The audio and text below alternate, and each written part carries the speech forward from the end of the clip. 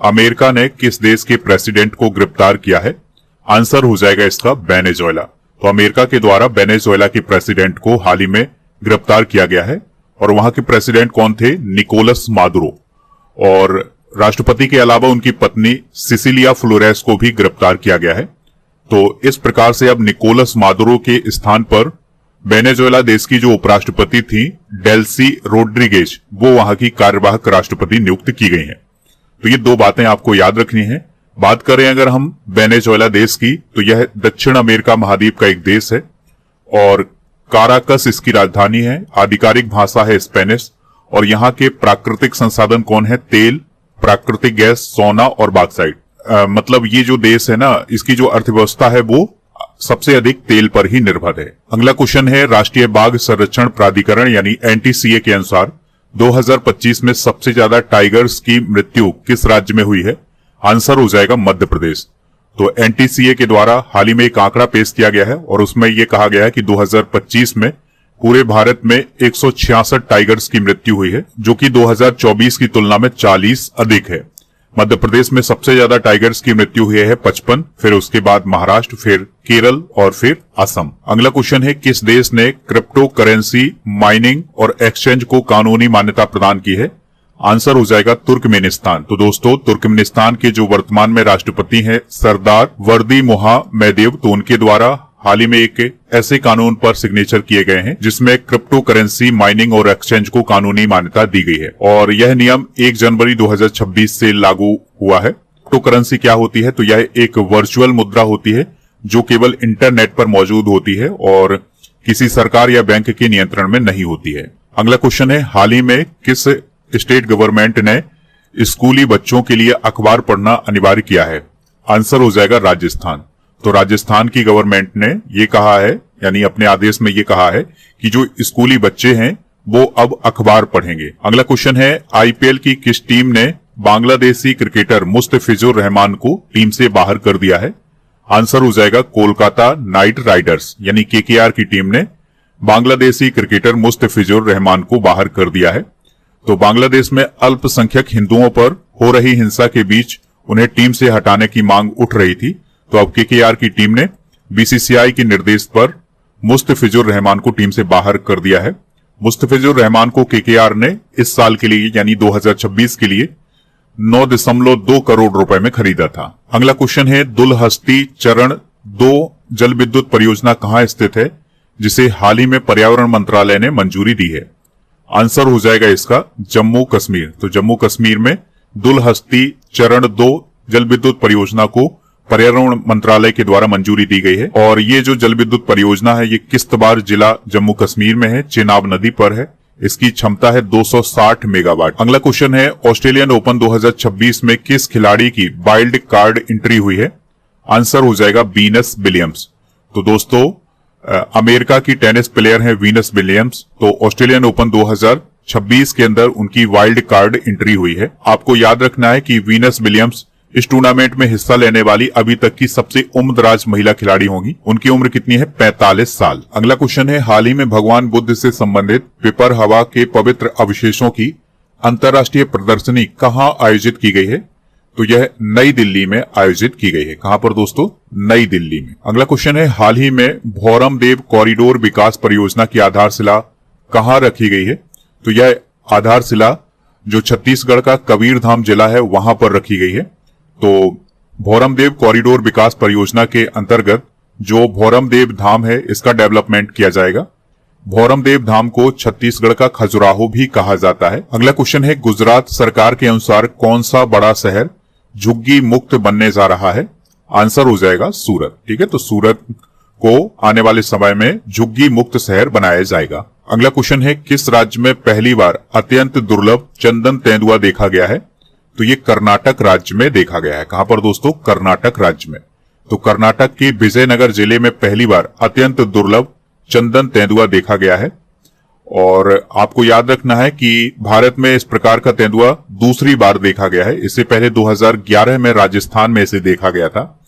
इस तेंदुआ का कलर स्ट्रॉबेरी रंग का होता है, इसलिए इसे स्ट्रॉबेरी तेंदुआ भी कहा जाता है और ये तेंदुआ दक्षिण अफ्रीका और तंजानिया जैसे देशों में पाया जाता है। अगला क्वेश्चन है, हाल ही में कहां सड़क संकेतों पर QR कोड लगाना अनिवार्य किया गया है? आंसर हो जाएगा दिल्ली। तो दिल्ली में जो सड़क संकेत होंगे या रोड के जो साइंस होंगे उसमें QR कोड लगाना अनिवार्य होगा और ये नियम 1 जनवरी 2026 से लागू किया गया है। तो जो QR कोड होगा उसको स्कैन करने पर यह पता चलेगा कि इस रोड को किस कंपनी ने बनाया है, निर्माण कब किया गया है और इसमें कौन कौन सी सामग्री इस्तेमाल की गई है। अगला क्वेश्चन है, अमेरिकी खाद्य एवं औषधि प्रशासन ने यानी FDA ने थैलेसीमिया से पीड़ित वयस्कों में एनीमिया के इलाज के लिए किस दवा को मंजूरी दी है? आंसर हो जाएगा मिटापिवेट। तो दोस्तों, FDA ने अल्फा और बीटा थैलेसीमिया से पीड़ित वयस्कों में एनीमिया यानी कि खून की कमी के इलाज के लिए पहली मौखिक दवा को मंजूरी दी है। तो आपको याद रखना है कि थैलेसीमिया एक आनुवांशिक रोग है जिसमें शरीर पर्याप्त मात्रा में हीमोग्लोबिन नहीं बना पाता है।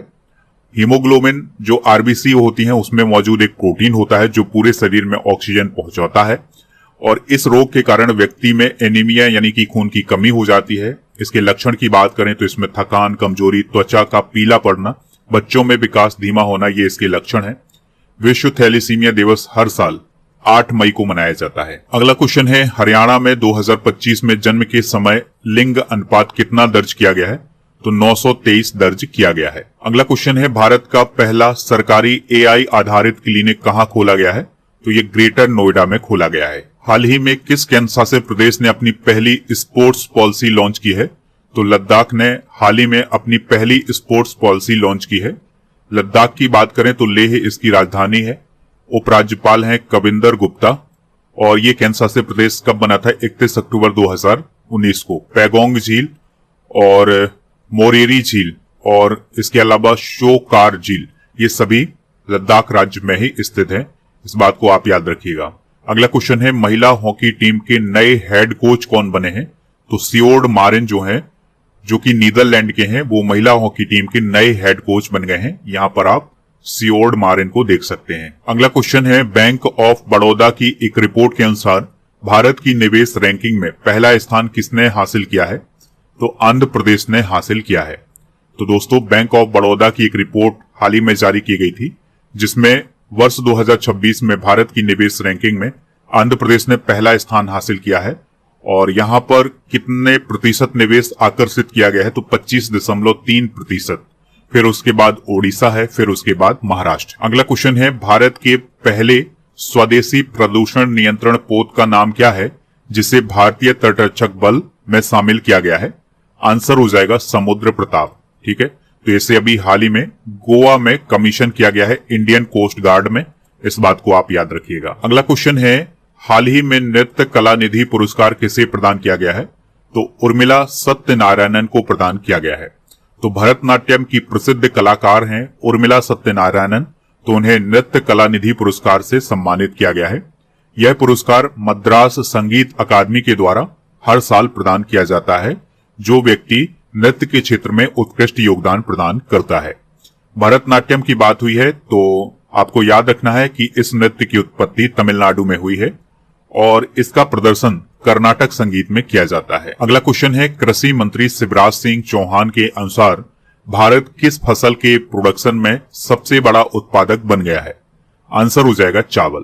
तो दोस्तों, भारत चावल के प्रोडक्शन में दुनिया में पहला देश बन गया है। यानी कि दुनिया में सबसे ज्यादा चावल का प्रोडक्शन किस देश में हो रहा है वर्तमान में? तो ये भारत में हो रहा है। तो भारत ने चाइना को पीछे छोड़ दिया है और इस प्रकार से अब भारत का जो चावल उत्पादन है ये बढ़ करके 15.18 करोड़ टन हो गया है, जबकि चाइना का जो चावल उत्पादन है वो 14.5 करोड़ टन हो गया है। अगला क्वेश्चन है, खुतबात ए मोदी लाल किले की फसील से पुस्तक का विमोचन किसने किया है?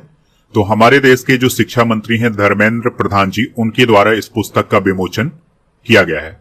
तो इस पुस्तक में प्रधानमंत्री मोदी जी के द्वारा 2014 से 2025 तक लाल किले की प्राचीर से जो भाषण दिए गए हैं उनका संकलन किया गया है और ये उर्दू भाषा में अनुवादित है। इस बात को आप याद रखिएगा। अगला क्वेश्चन है, केंद्रीय पर्यावरण मंत्रालय की विशेषज्ञ समिति ने कलई नेक्स्ट क्वेश्चन है, केंद्रीय पर्यावरण मंत्रालय की विशेषज्ञ समिति ने कलई द्वितीय जल विद्युत परियोजना या कलई सेकेंड हाइड्रो इलेक्ट्रिक प्रोजेक्ट को किस राज्य में मंजूरी दी है? तो अरुणाचल प्रदेश में मंजूरी दी है। ठीक है, तो ये पॉइंट आप जरूर याद रखिएगा। ये पूछा जा सकता है कि ये जल विद्युत परियोजना किस राज्य में है और किस नदी पर है, इस बात को भी आप याद रखिएगा कि ये लोहित नदी पर है। ठीक है, तो ये जल विद्युत परियोजना लोहित नदी पर है और इसकी जो कुल क्षमता है वो है 1200 मेगावाट की। अगला क्वेश्चन है, हाल ही में कहां मानव रेबीज को अधिसूचित करने योग्य बीमारी घोषित किया जाएगा? तो ये दिल्ली में किया जाएगा। तो दोस्तों, दिल्ली में मानव रेबीज को अधिसूचित करने योग्य बीमारी घोषित किया जाएगा, यानी कि अगर किसी व्यक्ति को कोई भी रेबीज फैलाने वाला जो जानवर है वो काटता है तो उसकी सूचना देनी होगी, जिससे जो स्वास्थ्य अधिकारी हैं वो उसकी जांच करेंगे और उससे संबंधित जो उपचार हैं वो करेंगे। अगला क्वेश्चन है, इफ्को साहित्य सम्मान 2025 से किसे सम्मानित किया गया है? तो मैत्रेयी पुष्पा को इफ्को साहित्य सम्मान 2025 से सम्मानित किया गया है। खेलो इंडिया बीच गेम्स 2026 का आयोजन कहां शुरू हुआ है? तो द्वीप में इसका आयोजन हो रहा है।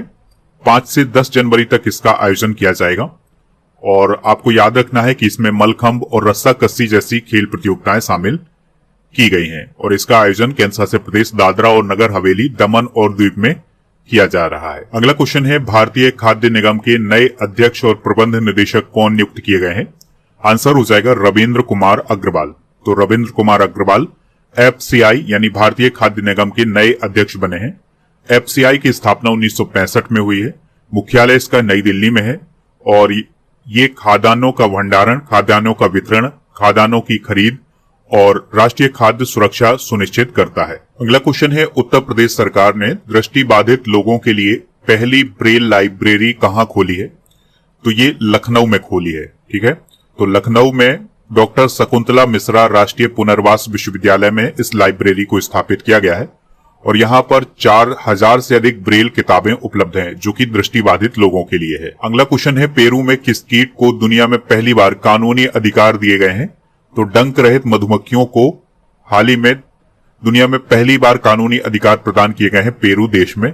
तो पेरू देश की जो सतीपो और नाउटा नगर पालिका है उसने ये कानून पास किया है।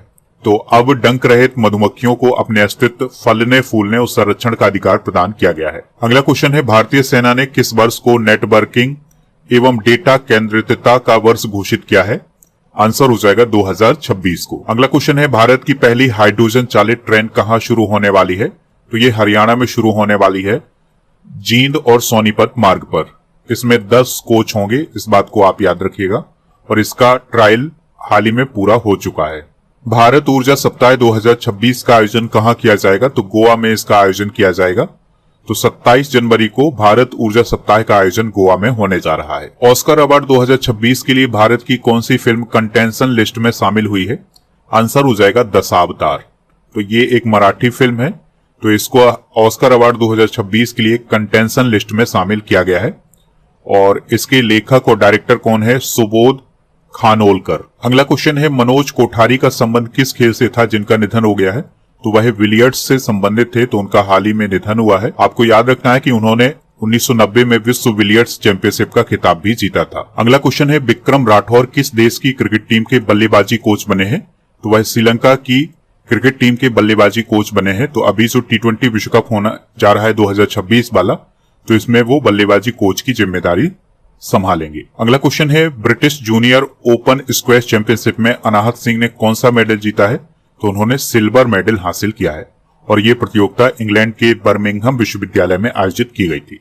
अगला क्वेश्चन है, संयुक्त राष्ट्र ने किस वर्ष को अंतर्राष्ट्रीय वर्ष चारागाह और पशुपालक घोषित किया है? तो 2026 को संयुक्त राष्ट्र के द्वारा अंतर्राष्ट्रीय वर्ष चारागाह और पशुपालक घोषित किया गया है। अगला क्वेश्चन है, भारत ने दुनिया में पहली बार व्यावसायिक स्तर पर किसका उत्पादन शुरू किया है?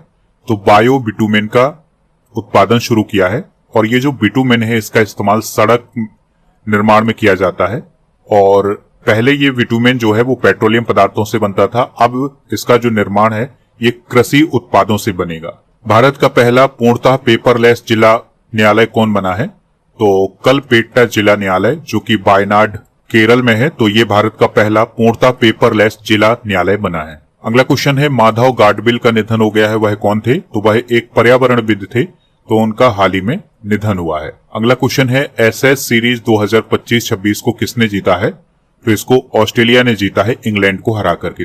4-1 से ये सीरीज ऑस्ट्रेलिया ने अपने नाम की है। 53वां विश्व पुस्तक मेला 2026 कहां आयोजित किया गया है? तो ये नई दिल्ली में आयोजित किया गया है। अगला क्वेश्चन है, भारतीय विशिष्ट पहचान प्राधिकरण ने हाल ही में किस शुभंकर का शुभारंभ किया है? आंसर हो जाएगा उदय। तो दोस्तों, UIDAI ने आधार सेवाओं के बारे में निवासियों के लिए सरल और मानवीय संचार हेतु